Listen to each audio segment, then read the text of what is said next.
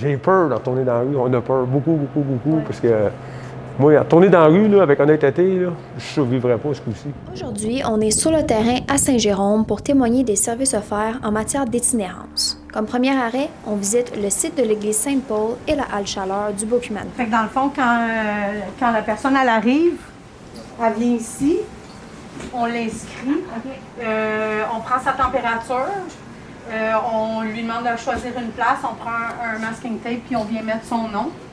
Fait que ça, c'est sa place pour la soirée. Là, il y a 9 places, c'est ça? Oui, il y a 9 places.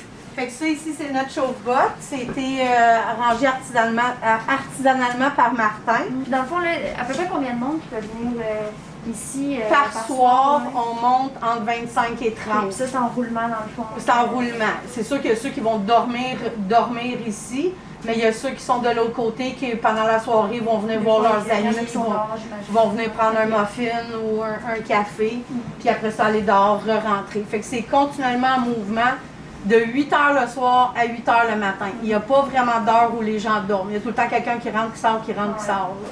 Nous, on est vraiment, avec Macadam, le complément de Macadam. Macadam, c'est la maison, puis ici, c'est le chalet. Un petit peu plus libre, un peu... Ben, c'est plus freestyle, là, mais on en a besoin. Je veux dire, eux autres logent quand même 30 personnes.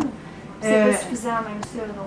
Ben, c'est pas suffisant. C'est sûr que la minute qu'il y en a un dehors, c'est parce qu'il manque une place, là. On se dirige à présent vers la gare de Saint-Jérôme où Jean Létourneau, un travailleur de rue pour l'Écluse et Laurentides, souhaite nous présenter un invité spécial.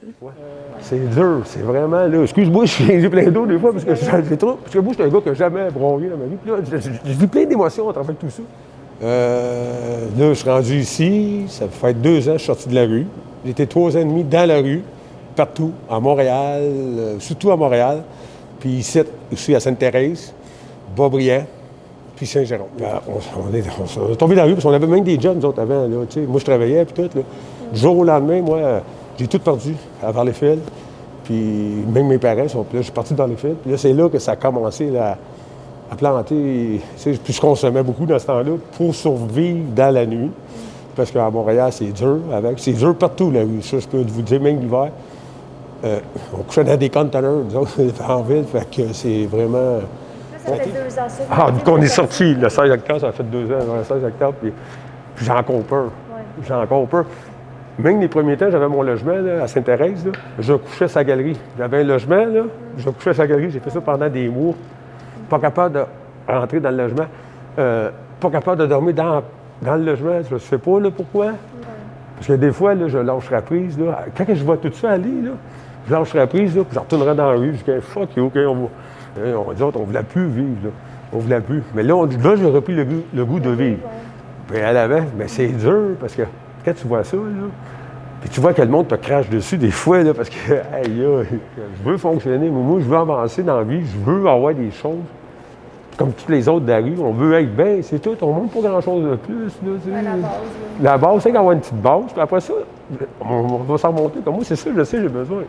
J'ai besoin d'un logement, je l'ai, mon logement.